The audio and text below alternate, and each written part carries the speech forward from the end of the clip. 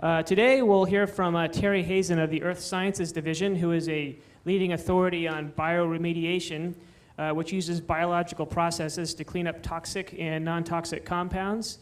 A little bit of background on him. He received his undergraduate and master's degrees in interdepartmental biology from Michigan State University, and his PhD is from Wake Forest University in microbial ecology.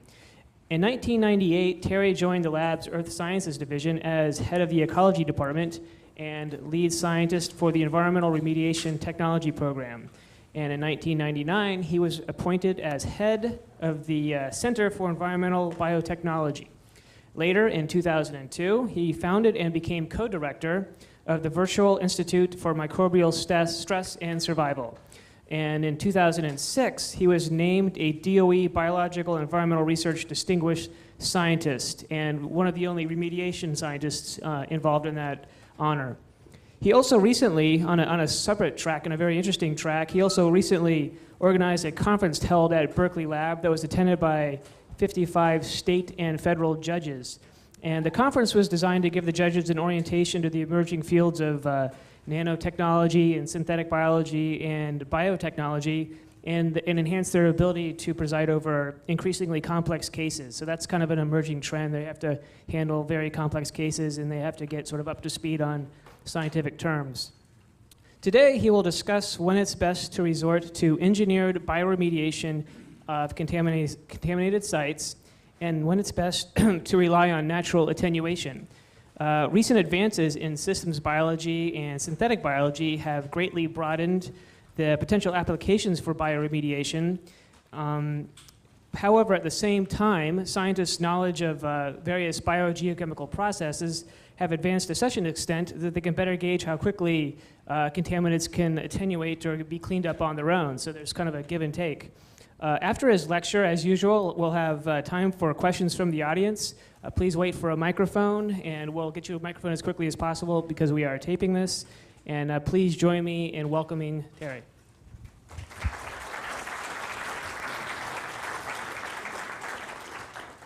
Thanks a lot. Great turnout today. What I'd like to do is talk to you not only about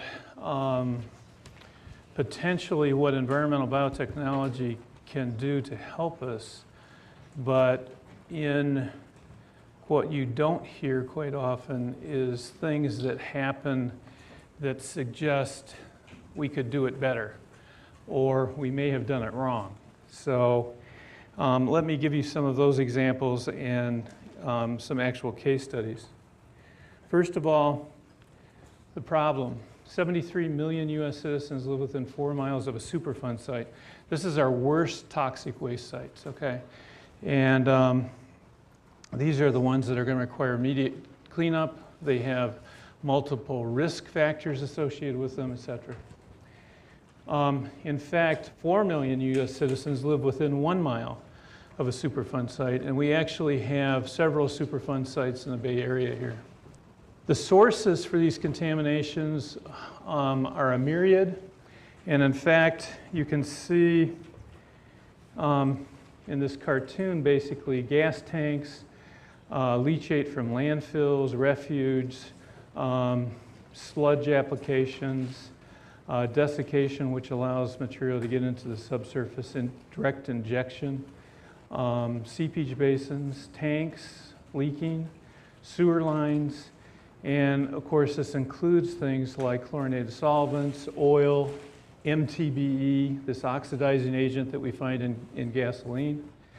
And then of course a lot of the radionuclides that are involved in DOE sites, and even plutonium and things like this that are found at some of the sites. The cost, and this is probably a low estimate, is going to cost us at least $1.7 trillion, and that number seems to be going upwards.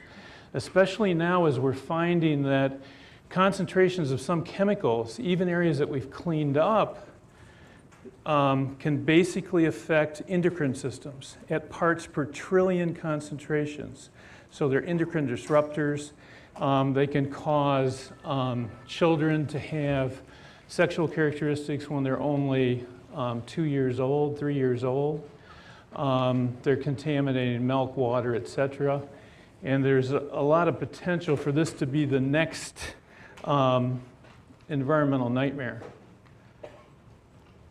Okay, let's look at a couple of really dramatic cases that actually helped galvanize environmental legislation. One of those was the Moco-Cadiz spill, okay? And this was 227,000 tons of heavy crude that was spilled off the Normandy coast about 29 years ago. The spill was so large that they decided they will only treat the areas that were heavily impacted. And large areas in remote parts of the coast were basically abandoned. The best available treatment at the time was detergents and dispersants. And so they added that to the coastlines. Now, the spill was actually the impetus for a variety of international cleanup and tanker regulations, going to double-hulled tanks and things like this. So that was a good thing. However, ecological studies done 10 and 20 years post-spill have now demonstrated to us that the treated areas have not yet recovered, okay? And it's been almost 30 years. Yet the untreated areas recovered in less than 5 years, okay? So in a do no harm scenario, we messed it up, okay? In fact, some of the detergents and things that we used were more toxic than if we had just left it alone, okay? So that's a point I'm going to keep coming back to. And there's certainly things that we need to understand and need to do basic research to understand all the implications of some of the things that we're going to be doing. The other big one that everybody remembers, you may not remember the Moco-Cadiz, but I bet you almost all of you remember the Exxon Valdez spill, okay? And this was in Prince William Sound in Alaska. 11 million gallons of crude, and it was the largest spill in US history up to that time. They used burning, mechanical, dispersants, and bioremediation. We had now advanced after 10 years so that we started thinking about bioremediation or biological processes. To date, Exxon has spent more than $7 billion on this spill, and litigation is still going on. It's been more than 18 years. Because of this, Congress passed the 1980 Oil Pollution Act. We actually went into some areas and fertilized those. They looked dramatically cleaner after the first year. Statistically, we couldn't find a difference, okay? But after the second winter, and there was enough wave activity and winter activity and things like that on the rocks and that sort of thing, we couldn't see any difference at all, okay, even visually. Long-term impact of this dispersants and the bioremediation, since this dispersants again were detergents, they quite often were high in phosphate compounds and phosphorus compounds, as were the bioremediation additions. They added phosphorus and nitrogen compounds, basically fertilizers. It's had a severe impact on really the ecology of the Sound, and this probably will be in effect for many, many decades. So it took this normally oligotrophic, low nutrient environment, added lots of nutrients to it in the hopes of degrading the oil faster, which we probably did a little bit. But the long-term effect, because the phosphorus and that sort of thing was not lost from the system, was that we in fact upset the ecological balance there, and we basically eutrophied and have nuisance algae and a variety of other things. Okay. DOE's problem, okay? DOE, if you don't know, has 120 sites around the United States. We are one of the smallest sites, and we have basically 3 plumes at this site, and we have spent more than $65 million in the cleanup or things leading to the cleanup of those plumes, okay? That's just this one little site alone. Livermore has spent more than $1 billion, and they're not done yet. Nevada test site, $20 billion. So DOE has a tremendous interest here, and these are just the smaller sites. Some of the big sites like Idaho and Hanford, where we have 1,000 square mile sites and plumes that are 20 square miles and more than 1,000 feet underground, are going to be some serious problems for us for a very long time. Hence DOE's extreme interest in potential cleanups of these sites. Now let me give you a detailed example of one site that is now technically closed according to the Environmental Management Program in DOE. Fernald, Ohio. Only 1,000 acres. It's near Cincinnati. They did uranium purification there. They produced with about 500 million pounds of uranium from places like the Congo. 31 million pounds of nuclear product was produced, 2.5 billion pounds of low-level radioactive and hazardous mixed waste, and 2.5 million cubic yards of contaminated soil and debris. Their motto is and was weapons to wetlands. And it always struck me that that was sort of curious. Because what they were doing was digging up as far as they could or as far as the regulations made them and then leaving the holes open. So what do you know, they filled in with water and then there was ducks and geese, but there was still low levels of uranium at some of these sites, and clearly some of that could fly away, literally. On-site disposal, about 3 million cubic yards. But they had 3 trains, each with 60 cars, operating 24 hours a day, 7 days a week for 5 years, taking contaminated soil to EnviroCare, which is near Salt Lake City, and the Nevada test site. They were doing that for about 5 years. Now this is one of our smallest sites, okay? So it gives you an idea, I think, of some of the problems that we're faced with and how we really need some very serious look at the basic science that's needed to do these types of things, okay? So, the great hope. And I'm going to dispel this a little bit as we go along, but basically bioremediation, which is simply trying to understand and monitor contaminated environments and control them for remediation with biological processes. The benefits of bioremediation: terminal destruction, complete degradation in the case of organics. We can do it on site. It's environmentally sound. It's cost effective. Man, if I was a used car salesman, you know, and this is what has made bioremediation so easy to sell, because we can say it's natural, okay? Well, there's some problems there, okay? So, bioremediation, everybody thinks is brand new.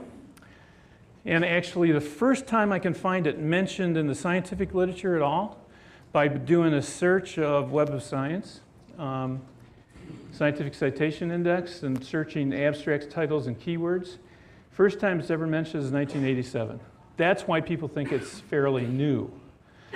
In fact, and the reason they think it's so great is there's no compound that we know of, man-made or natural, that microorganisms cannot degrade, okay? That's why it seems so cool. And actually, 20 years ago when I started working in this field, this sort of doctrine of infallibility was poo-pooed. Now I think most everybody accepts it. If we search long enough, we can find a bug that'll degrade any compound that we know of. In fact, microbial life on Earth is the dominant life on Earth, okay? We are not the dominant life on Earth. And in fact, it represents 60% of all the biomass on Earth, at least. We actually think that we keep estimating this upwards.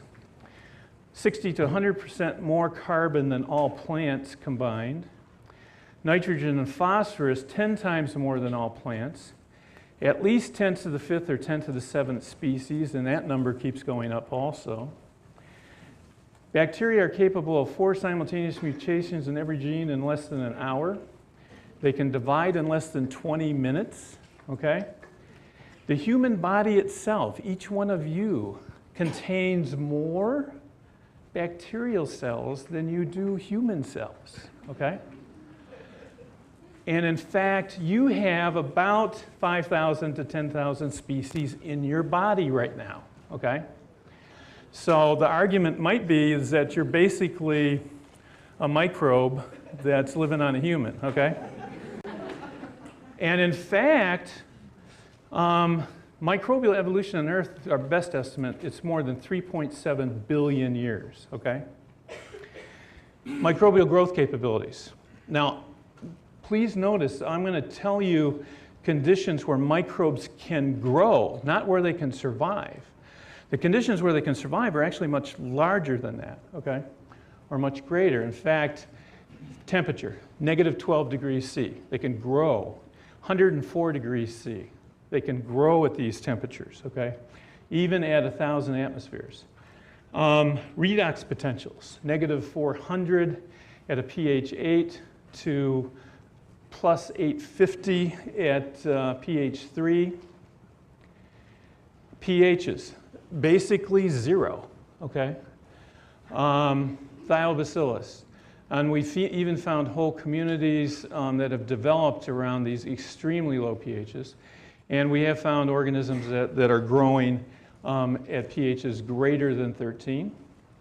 Hydrostatic pressures from 0, literally, to 1,400 atmospheres in deep sea bacteria.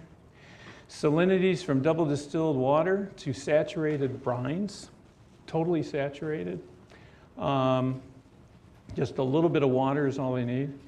Heavy metals from completely non-detect to more than 20,000 ppm, and we've now found bacteria at the Savannah River site and the high-level waste tanks that can live at radiation levels that are absolutely staggering. In fact, they require radiation, okay? Because they're adapted to breaking down, things are ionizing so fast that, and their metabolism is so fast under those conditions, if you take them out of the radiation, they accumulate a lot of their cellular products too fast because they're not normally being broken down without the radiation and die. Gases don't have to have oxygen. They can live with CO2, nitrogen, methane, hydrogen sulfide, and hydrogen, okay? Now, some of you may have seen this. We had a paper in Science in October, and we found a bug that we originally did a metagenome analysis. It turned out to be predominantly one organism. It actually exists from our studies by using ionized material from background levels of uranium. So Ripley's didn't get it quite right, but it's cute, you know, there's a hole up here and it's looking down, that sort of thing. And I never saw a bacteria with eyes before. It's really life in the slow line because these organisms can live over many, many decades without getting too much in the way of nutrients or growing to a great extent, okay? But it shows the versatility that these organisms have. This was 8,000 feet in South African gold mine.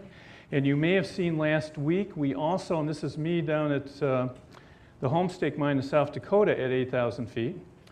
And in fact, you may have seen that NSF just awarded Homestake the Dussel Deep Underground Science and Engineering Laboratory, which is linked also with our physicists here. And we hope to do some deep underground studies there also in that gold mine. Normal microbial requirements, okay? So I told you what the extremes are, but this is what is normal. Normally they need some water. If they're aerobic, it needs to be above 0.2 milligrams per liter. Anaerobic, less than 1% saturation. Redox, greater than 50 for aerobes and facultative anaerobes or aerobes. Anaerobes, less than 50 millivolts. pH from 5.5 to 8.5. And they need a carbon, nitrogen, phosphorus ratio generally of 120, 10, and 1. Temperature-wise, 15 to 45 is normal. However, 1 gram of soil typically contains over 1 million to 10 billion microbial cells, representing 4,000 to 10,000 species in 1 gram of soil. So, if all these bugs are there, they have this wonderful capacity. There's all this contamination. Why haven't they eaten it up already? Okay? And that's where the rub comes in. In fact, the contaminant itself can affect how fast things are biodegraded in terms of its molecular size, shape, charge, and functional groups, concentration, solubility in water of the contaminant, lipid, water partitioning coefficients, whether it's a solid, liquid, gas, volatilization, toxicity, and the possibility of spontaneous non-enzymatic reactions with the contaminant, okay? The environment itself, in terms of its mechanical accessibility, pH, oxygen, or other electron acceptors that we'll talk about in a minute, temperature, redox potential, presence of interfaces, ionic composition, water, wind speed, and a variety of other things, and even the presence of organisms or plasmids, which is usually not a problem, okay? The simplest way to explain this in terms of bioremediation is the contaminant with some sort of electron acceptor, and the contaminant quite often acting as an electron donor, though sometimes it also acts as an electron acceptor. And I'll talk about that more in a minute. And then some fertilizer, some nutrients, nitrogen, phosphorus, okay? Right temperature, right pH, right microbe, we get carbon dioxide and water, okay? For all the organic contaminants, and as we'll talk about with the metals in a minute, we can also get them transformed by oxidizing or reducing them to different valence states where they're then less toxic or less mobile. So, the bugs are peculiar in that they can use a variety of terminal electron acceptors. So this is an oxidizing agent in cellular respiration. And of course, the one we use is oxygen. However, they can also use nitrate, iron, sulfate, and CO2. And I'll talk more about that in a minute, but it is in this sequence, okay, normally, because of the energy that they can potentially get out of using these as oxidizing agents. Electron donors are reducing agents, and these are usually energy sources, usually carbon sources, sugars, things like that, okay? And we'll talk about that here in a minute. Now, it's critical to understand the biogeochemistry that's involved, because quite often people don't do this and they misapply bioremediation for different types of applications. Basically with organics, and I'm sorry that it's not showing up real well, you can see oxygen here, and this is your basic aerobic respiration. This is the redox pair potential here that's for oxygen itself. And you can see in the environment as that goes down and the organics level go down, we then go to the next terminal electron acceptor, and that's nitrate. And so we have nitrate being depleted, and it's lower, so basically they're going to use oxygen first before they use nitrate in a denitrification process. Then iron, which is quite a bit lower than nitrate. So of course they're going to use these two first. We see iron 2 come up, so iron 3 goes to iron 2. So in the environment, this is actually what we would see, okay? And so we can see these changes, and then we see hydrogen simultaneously being produced. Then sulfate reduction, and you see the sulfate go down, and we see hydrogen sulfide go up, okay? And until that's all depleted, once the sulfate's depleted, then they'll start using CO2, and so who cares? Basically, this goes to methane and methanogenesis. Well, if we're going to degrade certain types of contaminants, we have to be in a certain range of redox conditions, okay? The worst is the chlorinated solvents. If we're going to get halorespiration of PCE and TCE, we need to be in this low redox conditions and basically in methanogenic conditions. So if we have sulfate, iron 3, nitrate, oxygen, and especially if we have oxygen, we got a long ways to go to deplete all these before we're going to see any significant dehalorespiration occurring. Same way for the metals, though they don't have to go as low. For uranium and chromium, which we'll talk about more, we basically have to be in this range here. So we at least have to deplete oxygen and nitrate and basically get to iron reducing conditions or sulfate reducing conditions before we can see significant reduction of these metals from the toxic forms in the 6-valent state down to 4 and 3 for uranium and chromium respectively. Now, we thought bioremediation was new. However, fermentation might be construed as bioremediation because we're taking that nasty old sugar and making ethanol with it, okay? And a lot of people like that, and it's certainly the second oldest profession, if not the first. Kitchen middens, compost piles, 6000 BC. Greeks had walled refuse bioreactors as in 1900 BC. First wastewater treatment plant in Sussex, England, 1891. So Bell demonstrated oil biodegradation in 1946. By 1950, there were petroleum land farms all over California, okay, for remediating excess oil and waste oil from all of the petroleum stuff that, of course, we are quite familiar with. The bilge water of the Queen Mary, when it was brought into Long Beach, down in Southern California, was actually bio-augmented. We added petroleum-degrading bacteria to the water and then discharged it. So a lot of people think we haven't done any bio-augmentation or much of that, but we actually did that as early as 1968. Raymond had a patent, Dick Raymond and his son had a patent on in situ biotreatment of gas spills in 1974, and he was actually using it much before that. The first patent on life was actually a petroleum degrader by Ananda Chakrabarty at GE. Now you scratch your head a little bit and say, what was GE interested in petroleum degrader for? Well, it's not for bioremediation, as it turned out. Al and I are pretty good friends, and he's told me that the original reason that was funded was to actually produce protein for animals, okay, from petroleum, which is a little bit bizarre concept now. But that was the original idea behind that. And so why did they go through all of these court test cases to get this original patent on life?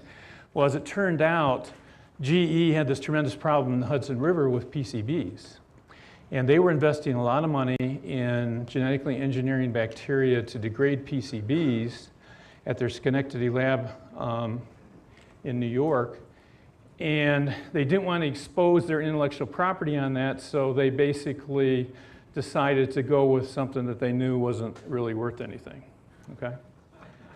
French Limited Superfund site, Exxon Valdez spill we've talked about, SRS integrated demonstration we'll talk about more, GE Hudson Caisson demonstration for PCBs. This study in 1993 where they took some of their best bugs and put it in these giant caissons in the Hudson River, and they also added nutrients, as we'll talk about, showed them that the nutrients did just as well as their best bug did, okay? Hence, the Schenectady, New York laboratory was completely disbanded and all that research went away.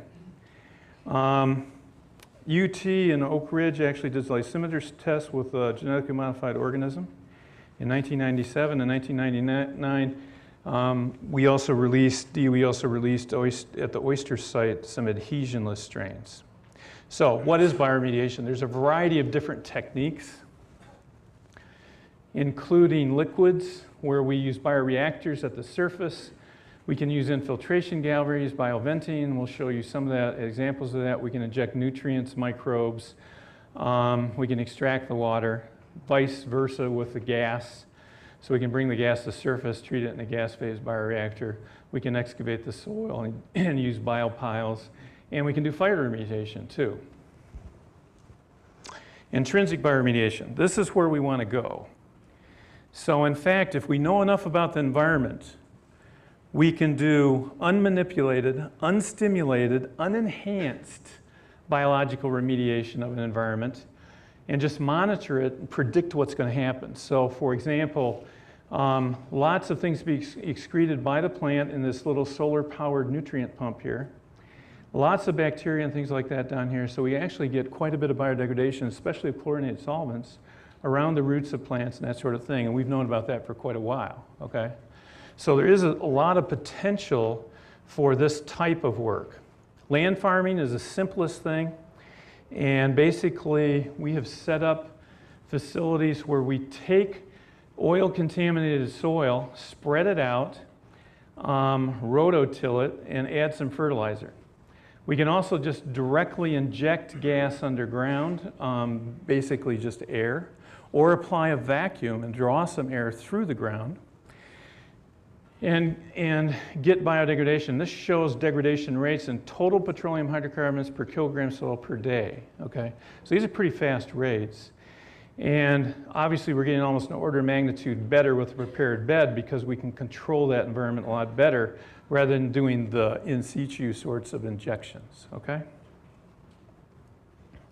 This is the actual soils facility that we built at the Savannah River site and operated for several years, destroying thousands of cubic yards, well, if not hundreds of thousands of cubic yards of contaminated soil, and actually then being able to use it.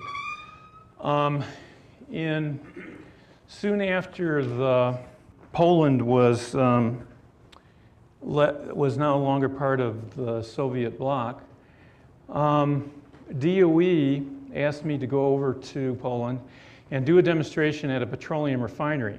As it turns out, this was actually set up by Vacuum Oil Company, which was originally a Standard Oil Company. So we are somewhat responsible for that. And we went in there and I basically first said, well, you know, we know how to degrade petroleum. It's like, what do you need me for? Well, we know that, but we want to make sure it works. Fine. So I just designed some experiments where we could set up and test a number of different things that we hadn't been able to test before, especially in terms of passive remediation and things like that. What we found was that with almost 4,000 cubic yards of soil, contaminated soil, we could degrade this in 18 months, destroy more than 81% of it, set up a green zone, and actually deer grazed out here and that sort of thing. And actually there was somebody living here, and the town park was right here. This was oil, this was not water, too. I felt like wearing a full spacesuit when I first went out there. But we set this up within just a matter of 3 or 4 months, and also set it up so we could test passive remediation in one section of that lagoon versus active remediation here and passive here. And we used barometric pressure changes as a passive remediation. So a ping pong ball in a little device where we could either allow the barometric pressure changes that are occurring at the surface to pump air in or out of the formation. And just setting these up in regular intervals across the field, and you saw that before. When we did active injection of air and nutrients, you can see we got much higher rates initially. And we eventually got to a point where we couldn't get any more being degraded. Well, the passive was still going, but it got eventually to the same point. When we added surfactants, as you'll see in a minute, we picked both of these up again, got some more degradation. But the point was that we could get to the same point without using active injection. We only needed to do this passive. So it depends on how fast you want to do it and your risk receptors, but we could get to the same point in several months as opposed to active injection, we could get there in just 2 or 3 months. But it may not justify the expense. We also looked at different soluble fractions in non-aqueous phase liquids and did a simple model and predicted what we would actually see based upon the types of contaminants that were there and degradation rates and things like this. And you notice we could predict very well the model in blue and the actual data points from the site until we started adding the surfactant, and then it went down, and we predicted that too. So if we added a detergent to get that strongly sorbed material off the soil so we could degrade it, we got a lot better effect. Even though we tried several different things in here, basically didn't get us any farther down until we added the surfactant. Biostimulation versus bioaugmentation. So this is simply biostimulation, as we've seen already, is the addition of organic or inorganic compounds to stimulate the indigenous bugs. Could be fertilizer, could be surfactants. Bioaugmentation is where we actually add the organism or biological product, okay? And a lot of companies thought, oh, well, we can patent a bug and this will be great. And what we're actually finding out is that it's not necessary, okay? In fact, it doesn't offset all the costs for making the bug. Quite often the bug dies and ends up becoming a nutrient source for the indigenous bugs, and then you can't tell whether you actually were doing biostimulation or bioaugmentation, okay? Biostimulation requirements, usually we must have the correct microbes, never usually a problem. Ability to stimulate the target microbes, ability to deliver nutrients, certain carbon, nitrogen, phosphorus ratios. We can use gases, we can use liquids, and we can use solids. And all of these have been tried. At the Savannah River site, we had an area called the D area oil seepage basin, where they basically dumped everything under the sun, including oil. But a lot of chlorinated solvents, things like this. We put in a simple blower, trenched it in, added methane, nitrous oxide, and triethyl phosphate. So we had carbon, nitrogen, phosphorus. This is a blower, really simple blower that we got from Catfish Pond aeration pump, okay? So we don't go very high tech, actually. And we could hook it up to a generator, okay? And in less than 6 months, this is the way it looked. And we basically had eliminated almost everything that's there. We had some trace amounts of tetrachloroethylene left. And basically, this was a feasibility study. Because of this, they went for a no-action record of decision on that site. So basically, the decision was not to do anything, because in trying out things, we cleaned up the site, okay? So this shows some of the good things that are possible, I think. We've also tried this with landfills, and we've been able to show that at a number of landfills that you can hook up to the leachate collection system, blow in air with our little Catfish Pond aeration pumps, stop the production of methane, which is 20 times greater greenhouse gas than CO2 is. We immediately see the temperature go up. It basically turns into a giant compost pile. And at the sites where we've done this now, basically the refuge mass or the garbage is stable after 2 years, okay? No further problems. You could actually go back in and mine that then, take out the metals and do a variety of other things, okay? So several states have now picked this up and are starting to use it. And I actually hope that eventually this becomes the rule rather than the exception.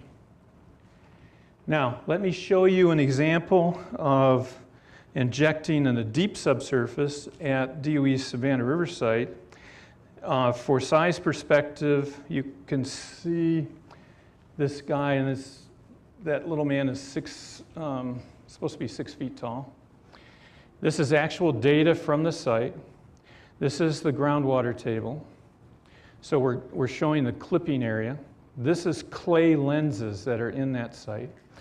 And this shows the 2 horizontal wells. We injected gases into this one down below the water table. We extracted gas from up above to get things moving through this area. You'll see a green zone that was the TCE contamination. And then you'll see pretty rapidly, here's this TCE. You'll see something coming up here. This is methanotrophic bacteria, methane oxidizing bacteria, that can degrade TCE by just adding very small amounts of air with natural gas, okay? We were able to co-metabolize the TCE and completely degrade it to CO2 and chloride. The purple that you see here is the excess chloride that we saw after the remediation. So you can see here simultaneously where the TCE was, the methanotrophs grew, and the chloride appeared. So we proved, in fact, it was the bugs doing this, and we got Very good result, in fact, clean that up very quickly. Bioaugmentation, okay? Only advantages may be new spills or very recalcitrant things, potentially genetically modified organisms. We've never found a case where that's necessary yet, though there is potential there. We could use them in biobarriers. Dihalococoides ethogenes is being used as a product. There's several companies that have this. This particular bug is very small and is injectable. Also, this is also a problem with bacteria. They're sticky, they're fairly large, they don't inject very well, okay? But this one is unusual because it's rare and it's very small and it's much more injectable. So we can go into TCE contaminated areas and potentially use this, and it has been used in several spots. So what we're trying to do now is look at more of a systems biology approach, okay? And trying to look at the network where we can connect the ecosystem, identify key factors and particularly stresses that drive the community structure composition and impact survival, and especially heavy metal reducers for DOE things that we're doing. Look at the community and population, understand their relationship, structure, and function, then go right down to the cellular and molecular level, looking at DNA, RNA, proteins, and using all of the omics, okay? Genomics, proteomics, metabolomics, and transcriptomics. The stressors that could be involved are things like sulfate, organics, ionic strength, oxygen, nitrate, pH, and EH, as we've talked about, both in the water, both survival and migration, and in the soil. The stressors in the cellular level can include things like envelope modification, competence, sporulation, motility, things like this. And we have a variety of papers, review papers, that you can go look up some of this stuff on. We are also doing some new linkages between these terminal electron acceptor processes and then also the organics, the electron donors, depolymerizing and fermenting populations, volatile fatty acids and acetates, and basically trophic level interactions and networks.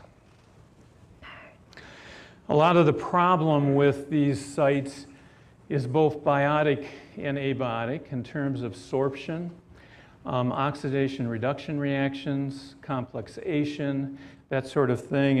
And out in the lobby, I had a few of these booklets left on bioremediation, what it is and how it works, especially for metals. This was done by us for DOE. And if there's none left out there, you can also go to the website and download even a color version if you want, PDF. We did some studies on chromium, getting into the metals and uranium, and showed that if we added organics, that in fact we could increase the biodegradation, or I shouldn't say biodegradation, the bioreduction of the chromium. And we think that's probably dominated by the fact that the chrome 3 goes to chrome 2. The chrome 2 then reduces the chrome 6 to chrome 3, which precipitates. And this, of course, is the Aaron Brockovich story. And in fact, chrome 3 is actually used as a vitamin and is non-toxic. And part of that is because it does precipitate out, whereas chrome 6 is toxic and is highly mobile. So at the Hanford site, they have a big chrome plume. It's impacting the Columbia River, which flows into the ocean. And in fact, salmon actually breed in this area and have egg-laying areas called reds. And potentially that chromium is moving across the Hanford Reach like this into this area. So we've been studying in particular an area here where we've been adding nutrients. And we did a sort of integrated overall stuff, getting back to our systems biology approach with field measurements and lab measurements, geophysics, hydrogeology, and geochemistry, and even the microbiology. A very integrated approach. We used a polylactate compound. So this is a compound that potentially would hydrolyze slowly from this polymerized form to a single lactate, which then the bugs can readily use. And it would do this over a very long period of time. We convinced a company that makes this to actually make us C13 labeled lactate. Okay, so the stable isotope version, so we could track it. We injected 40 pounds of this in August of 2004 into one well, and then Susan Hubbard and Ken Williams and John Peterson have been doing works with the geophysics to actually track this in a brand new way, basically looking at conductivity changes. And we could basically see, after we did the injection, the HRC, see it spread out, and subsequently see a reaction that we believe is due to the formation of the precipitates. Doing all of this without doing any drilling or anything like this, basically using tomography measurements, etc. So this has been a great boon. When we did the injection, we immediately saw the biomass come up 2 or 3 orders of magnitude, okay? We saw the DO drop to non-detect, and basically, remember we said we needed to get the oxygen depleted. We needed to see the nitrate go away, which we did. We needed to see the iron be reduced, and we saw some sulfate reduction. So we're definitely getting the iron reduction. Subsequently, the chrome went to basically non-detect levels and has stayed there now for almost 3 years, okay? Which actually surprised me how stable it's been, even though we've seen oxygen come back into that area, so apparently it's forming some products that are quite stable. Mark Conrad and his group looked at the stable isotopes and looked at CO2 and dissolved inorganic carbon. And we can see that signature from the HRC, so this is definitely biological reactions.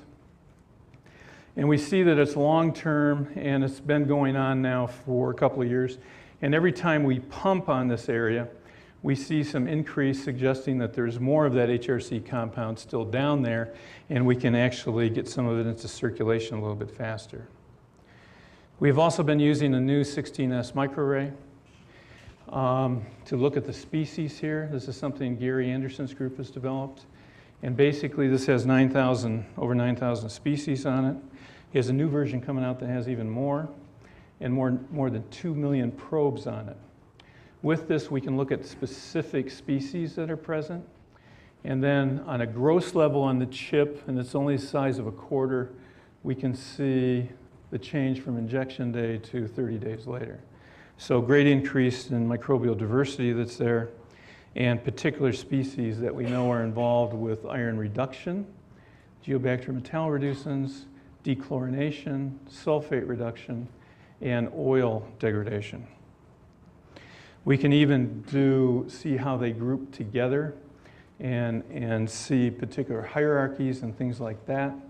And we have some papers that'll be coming out shortly.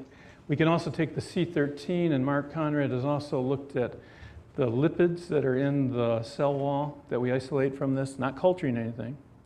And we can see, in fact, how certain species are taking up that material and putting this into their lipids, so that we see this shift in the C13 ratio, suggesting then, in fact, that there's this sort of thing going on. We also saw the flavobacteria did not do this shift, and that's sort of interesting because they do not use lactate. They're aerobic, and what do you know, we had a great control because they did go up. Come to find out there's a little bit of glycerol in this polylactate, and so that is apparently what they were living on, and that's why we saw that increase in the flavobacteria, Flavobacteriaceae group. We've also gone right down to the molecular level and are looking at chromium responses in desulfurilyl vulgaris as part of our bigger project, and looking at specific proteins that are involved in transcription changes. And there's a number of papers that we've had come out on this. So again, going right down to that molecular level. At Oak Ridge National Laboratory, we've been looking at some uranium contaminated sites there, doing a number of things there. Basically, this is the way it looked when they were dumping uranium and nitric acid out there. Lots of nitrate, as much as 20,000 parts per million, okay? Extremely high levels, and uranium is also quite high. Way too much information here, but this shows some of the things that we're able to do with clone libraries. We're able to have developed techniques where we can actually see as few as 5 cells in a sample, okay? And then amplify that DNA. That allows us to do these trees, which you can't read here, but I'd be happy to give you papers and this presentation later, and you can see all the details of what species are out there. And this was published just this last year in Applied Environmental Microbiology. We've also done metagenomic studies with AGI, and this is in the groundwater. What I just showed you was in the sediment. Completely different view here. We see basically everything dominated by this one unknown organism with a few other species there. It goes to show that we can't monitor just the sediment in the water. We had to monitor both, okay? Because what's in the water may be the slough-offs, okay?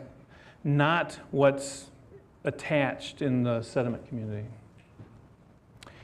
Phylogenetic trees, we can look at basically what other people have found at that site, look at our metagenome analysis from JGI, and Owen Brody has identified some stuff in GenBank, and you can see it matches up with some of the stuff some of the genes that are found there and species.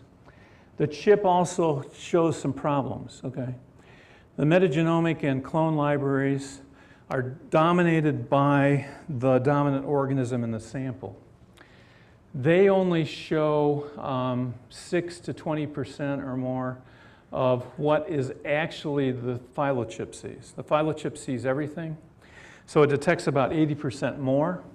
So what do you use? Okay, this gets to be a problem. We've used this in uranium studies here that Tetsu Tokunaga, Mary Firestone, and Owen Brody and Jiamin Wan have done with myself.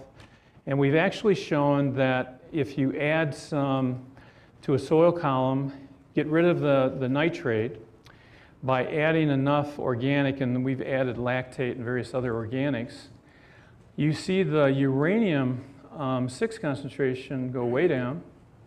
So all that soluble uranium goes way down.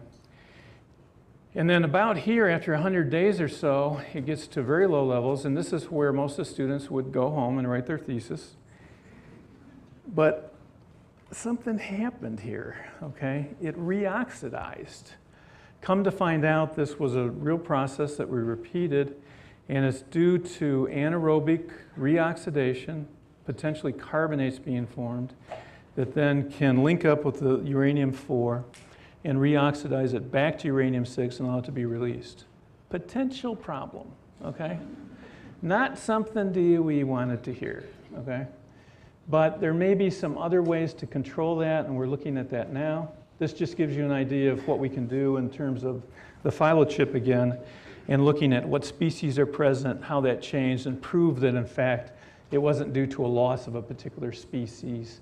The uranium reducers were there, they came up and they stayed there. There may have been some syntrophy going on, and the sulfate reducers may have been important. Now, just to finish up, DOE also dragged me into, when we did Poland, to look at lead in phytoremediation. Not one of my favorite types of remediation. But phytoremediation does have the potential for cleaning up environments, but it has potentially a fatal flaw. So we went into an area that had lead contamination from the Polish Army and Soviet Army training grounds, and we planted mustard plants. This is what it looked like before in this large area, and this is what it looked like after. Well, you know, we saw some pretty significant decreases, but there's still quite a bit there. What we did is put the lead then into plants, which made it more bioavailable and a greater risk, okay?